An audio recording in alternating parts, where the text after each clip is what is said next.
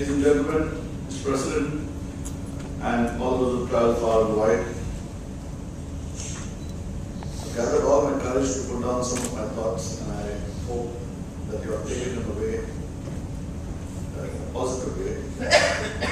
They are absolutely my own derivation of what I feel, or I would say that as a team we feel as an organization for the training needs of tomorrow's surveyors first, and those who are today wanting to hold their fort and call this as their profession, like it is for me personally. I've put in the 360 degree as a very interesting word. With all due respect to those who are not navigators, you would have imagined the reasons why if you see a model walk up a ramp and turn around a few times before she walks up, he walks back, how important that turnaround is for somebody who's watching them to understand what the whole presentation is. Please do not underestimate that, because a lot of time we stand up in front of the mirror and we look at ourselves and the front side of us, but when we are sometimes dressed out in very trendy fashion and bent down to pick up something or look at the back of our coats, it is usually crumpled or a shirt is popping out or something like that. That's how important 360 degrees is. You've got to turn around and have a look. To draw that comparative into what we do and what it means to be an all-round organization. Training is those components at the back of your coat. It is that ugly side of you, which you generally avoid looking into, or by your day-to-day means and times that you have ignored, and unfortunately that the future generation of surveying has to pay for, and that is probably one of the reasons, one of many reasons probably, why today's surveyor is between 55 and 65 years of age, with all due respect to those who are there. We need to understand how we can bring in that aspect of an overall all-round organizational culture for us to proceed in a very, very positive way and grow completely around as an organization. It is supposed to be the most important aspect and most important thought that has to be given in an organization. I quickly run through the presentation objectives that I have. There are very, very concise objectives of my presentation. It is to identify the gaps of today's independent surveyors training. It is to benchmark the professional training, to understand what we do and how we train our next generation versus what others in our industry close by to us, i.e. the classification societies who also appoint surveyors, and is this actually an auditing and a surveying organization. I have drawn some inferences in my presentation from how they go about doing their training, to understand how we can learn from them and put those learnings into our organizations. And to spark a thought in the mind of our seniors today and business owners, to mentor the newer breed for a brighter future of this profession. If we're able to get this point across in my presentation, I would have achieved coming all the way from Dubai and having talked about being an Indian and having spent almost 22 years in this industry. I think I'm obliged to stand up here, do my studies of what it takes for me to know about this training needs, and then come and present it all to you in half an hour. The question I asked to all seniors amongst here, and to those who are cadets and are here to listen, are you all trained as of now? When you all accept and receive the nomination, with all due respect, I heard Kapil saying that he has recently done his law studies and how he felt the need for it. I absolutely admire that spirit. Are we all trained? Can I say I'm today fully ready and going out there with all my guns to receive that nomination and perform it to the fullest of my satisfaction. If I asked for show of hands, I would have a daring view, I'm sure. But let me answer this of what I've done with the research and asked. Most of them said, no, we are not fully trained. We are always out there. Every new nomination is a learning opportunity. And I'm sure I've seen nodding head here, and I agree with it fully myself. What does this give us as a view to go forward? It is nothing but a tool to respect others when we are receiving nomination and value their opinions. Like we write what we expect the client or secondary client, or if it's going out to the for an independent review to the opposite party, for them to respect what we have written. And for that, we need to be ready ourselves. We need to understand that when we say something, we expect it, we would be wanting as a tool. So education and 360 degrees, I think, is what will make us ready for it. There is a purpose behind the CPD. This word has been thrown at you all time and again. Now, I've taken this to an extent, and I think that CPD should also form an organization structure. If an institute like an hospital institute or the IIMS or NAMS expects you to fill up a CPD program and put it out to you, why do you as an organization not expect that from your surveyors to actually tell you at the end of their year, and when they come up for an agreement, for them to answer these questions? What have you done? You'll say, oh, I did my 100 jobs in the last year, and that's my CPD. I've learned a lot this year. Hang on.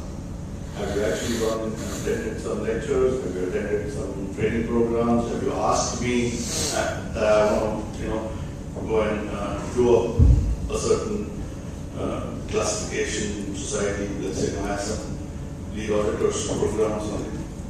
But I thought the company had a budget and it wouldn't be. You haven't asked. You haven't wanted to go.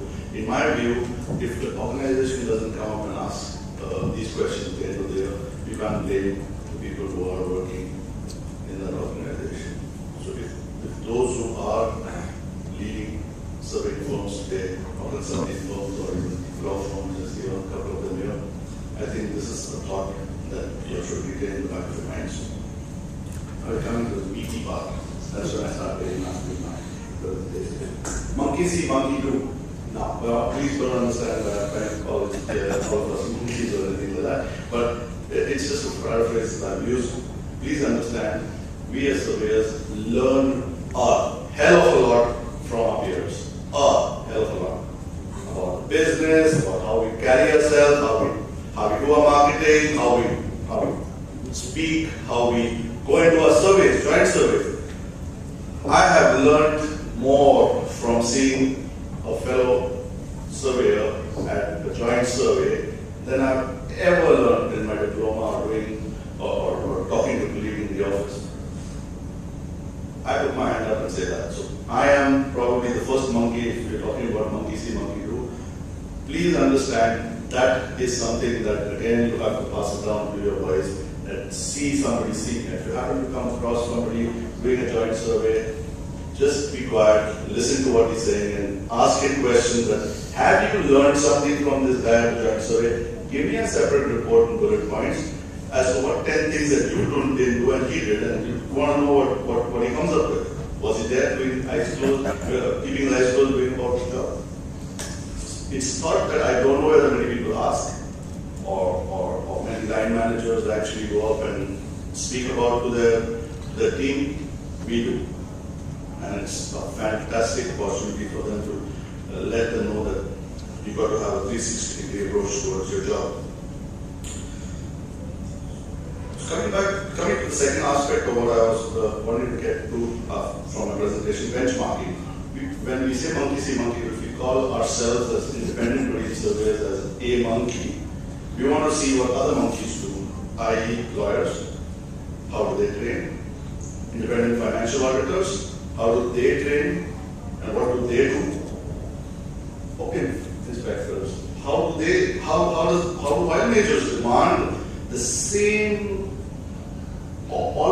same thing as initial survey. Tina said today she has got an instruction of 11 pages going out.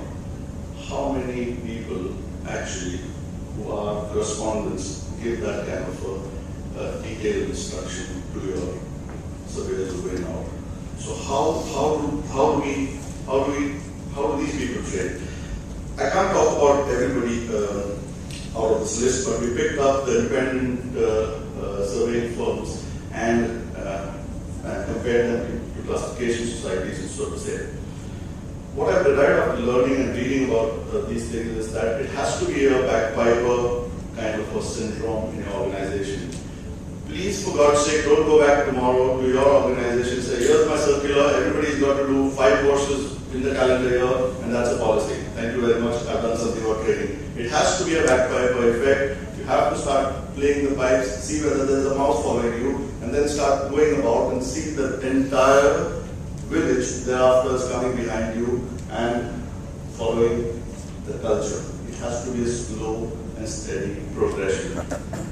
This is my independent understanding of what I've read. Might be not fully acceptable to everyone, but effective enough.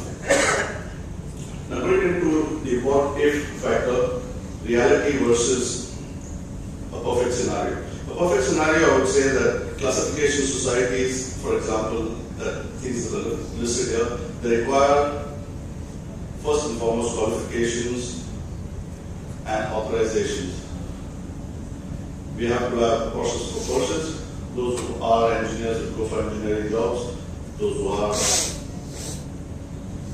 naval architects or master mariners or trained surveyors with experience go draft with them. Courses for courses. Annual performance review, like I said, ask a serious question about how many training programs have you attended or have you at least shown an intention to. Monitoring each and every aspect of the surveyor and his going about is very important. At the end of each job that he finishes and with his final report should come on manager's table a list of what he's learned out of it. I think that's the bagpiper effect. Start from there, it will be a big eye-opener for each and every one, including the secretaries, I think, because they play an important role as well. Result of customer complaints. Now, please don't take this as saying that we get a lot of them as an organization, but whenever you do, you should absolutely show it outside to your team members. There is absolutely no business of any customer complaint to come in, even a small little ouch coming from a customer, because that's the starting point of where the problems lie. Of course, it has to be fair, because these days a lot of them are wearing their guns on their hips and want to shoot survey at the first opportunity they get. So analyze it, and then using of equipments and tools.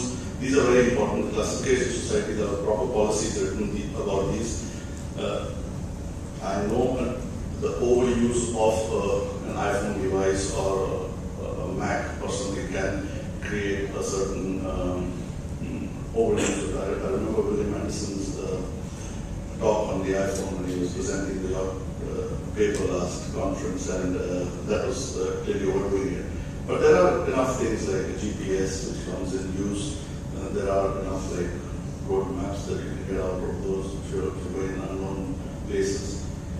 There's these days even an app to track your vessel, so you don't have to go back and say, oh, but the agent didn't tell you when she was working. You have no reason to call him. You actually know what the ship was doing when she lifted anchor and she started moving. You get a tracker software on your phone which you can download.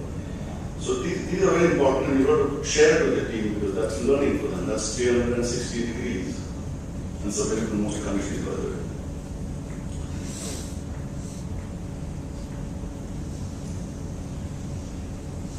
This is what I'm saying about the perfect scenario. These are things which would and should be done by each and every survey. Whether he does it or not, you've got to do a soul searching on that. Because of qualification, training, authorizations have to be maintained. Ours are up there on the website, so there is absolute transparency on who we are appointing and why. So we don't need to send the wrong guy for the wrong job. Initial training, completing the initial training before a guy goes out for a certain job is very important, because these days there's a lot of people who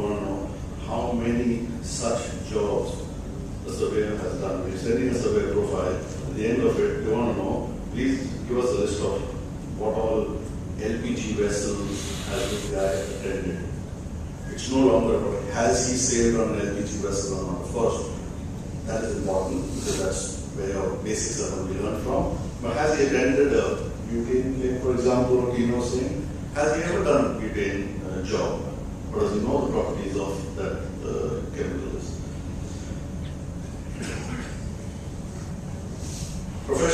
Professional experience and status of authorization and monitoring. Now, this is authorization and monitoring is first, like I said, he has to go, right person has to go. And monitoring is he mentally suited to do the job? Because there are times when a nomination suddenly turns into a 1 week or a 1 month attendance, like the ship on the island that was stranded. If he's not a family do at home, or if he's having Christmas around the corner, he's definitely not going to be mentally fit to do the job. So monitoring his progress and after having gone there to ask how he's doing on the job is directly related to how he's going to write the report and how well he's involved in the job, which I feel is very, very important. Maybe you are doing it, but after you also saying, oh my God, I didn't expect this job to go on for a week. And his performance reviews we talked about and CPDs we talked about. Now we come to the reality, and the T there is not a typo, the extra T. The reality is we still have untrained surveyors, we have an unprofessional approach towards the job. Some of us feel that we're tremendously underpaid for the jobs that we do as compared to some of the fortunate few who are demanding and can get away with large fee notes, and embarrassingly a very, very low image of today's marine surveys, at least on our southern. Like I said, this is my view of it. I'm saying this from the Indian context of things. I know in Dubai we are a little better in terms of our image and with the controls that we have with the ports coming right in the street.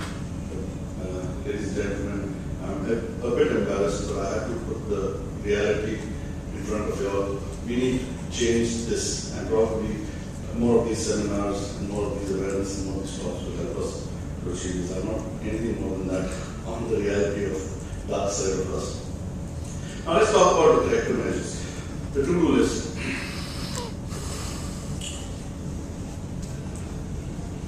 Training is regarded by the classification societies as an essential investment in the future of the organization. I mean, how many independent surveying firms actually treat this as an essential investment? You probably, before recruiting, say, oh, how many years have you served as a surveyor? And look at your CV and say, okay, you got the job, how much did you paid last time? Okay, there it is.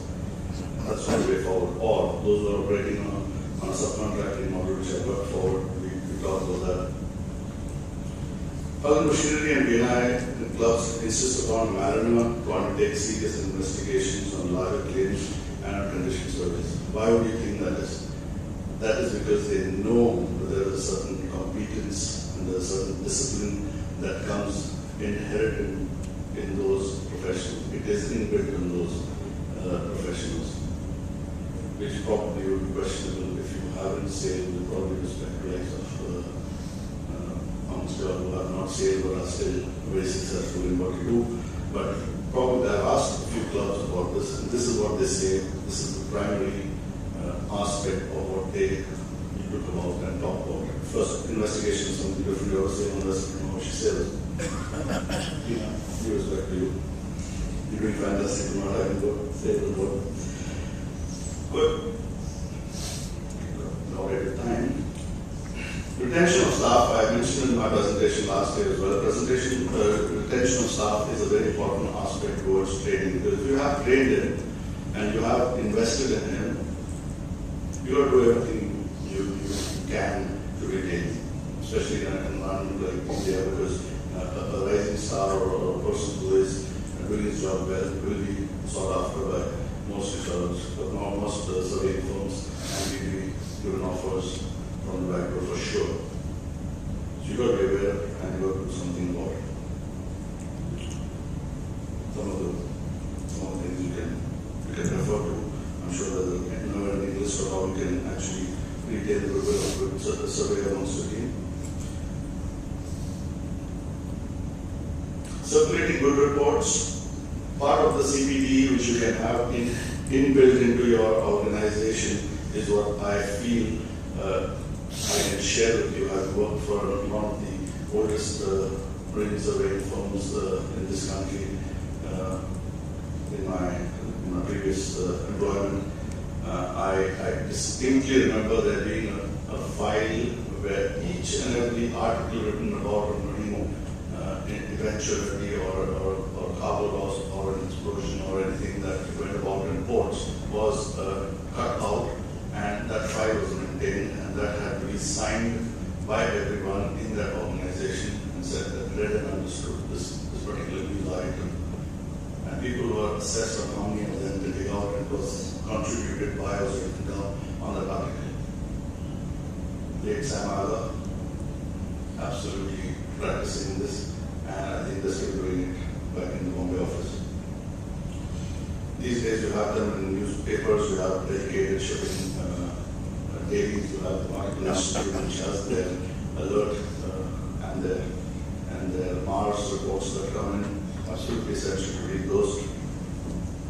Good reports that you get, sometimes you get the reports of the previous report or continuation survey sent out by the PNI club. This is what was there, the road report, you have to discharge for this is what was the road survey report.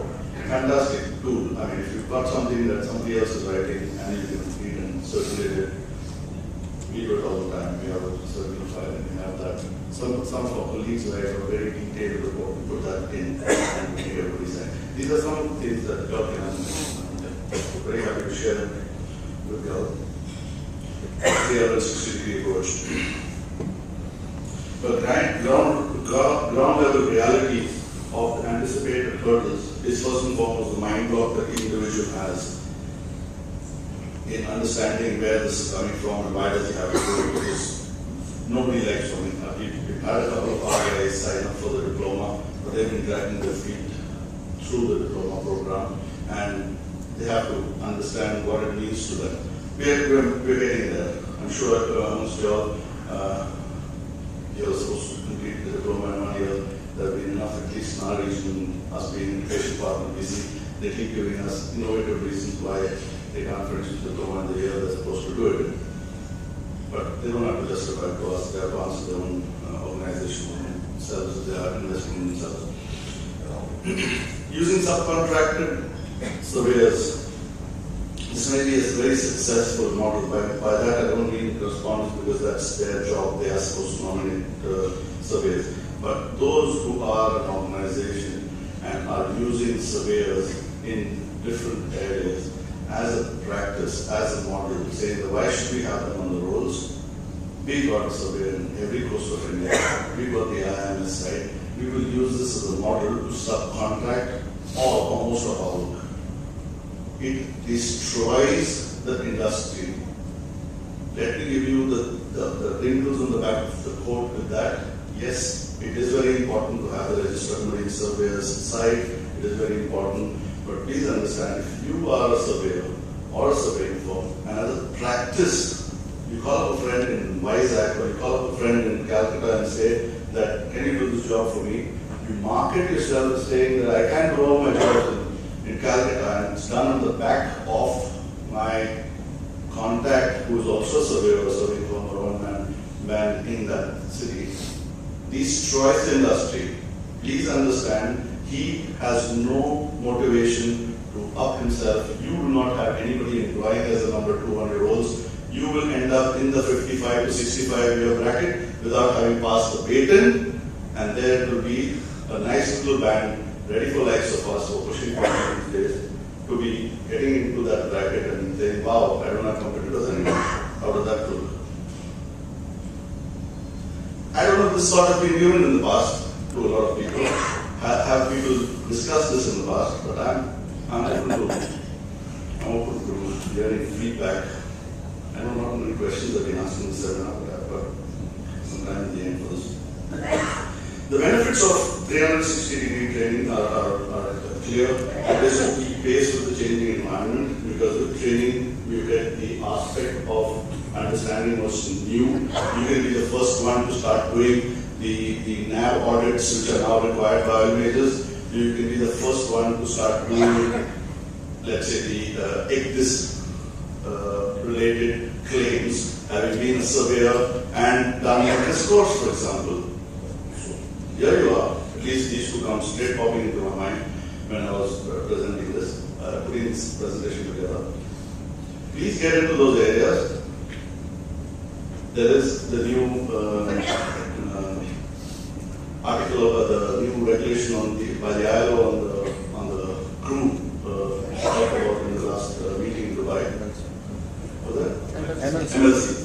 That's something that flag stage will require people to get in. So what I'm suggesting here is that will come as an automatic benefit if you are having a training culture in your organization. And of course, you will have created customer delight, because you can then talk about the most trendy things over the pint that you have with the client or the lunch you do with them, which I'm sure is going to impress whoever you're going out with. It doesn't mean all the time. That's the secret. Benefit of 360-degree training. This is a little diagram I have a picture in my presentation. This is something I picked up from an IIMS training program, and as you can see, the continuous improvement arrow that goes out after all the stages that a particular surveyor goes out, and after his evaluation is done. There is no if, there is no but. It has to be starting back from the training needs. It can be something that if he's a navigator, can be still trained to look at some engineering aspect and get into some new area that he does. So if he's very good in what he does, let's say if it's an ISPS or an ISM auditor, and he's done whatever course there is, or whichever course he signs up for, there's still room for him to do a lot more. I look up to Kapil here, who's done a law degree after being an OCMI inspector himself, and a very reputed personality himself. So there you are, an example right in front of the panelists. I'm running 3 minutes ahead of time, but I would like to acknowledge all the sources that I got this from. And I've got 3 minutes open for questions, which not many eminent speakers kept time for, but I would be happy. I knew this would be required. And most important one in that acknowledgement is my personal friend and my mentor, my guru, Captain Daraj Rustam Antia, who has taught me everything I know about surveying, about the fraternity. We have very high regard for each other. We're serving the same jurisdiction in the Middle East. He's a very reputed personality in the survey. My thanks goes to him, and I don't want to use an opportunity to do that whenever I get a chance. So questions?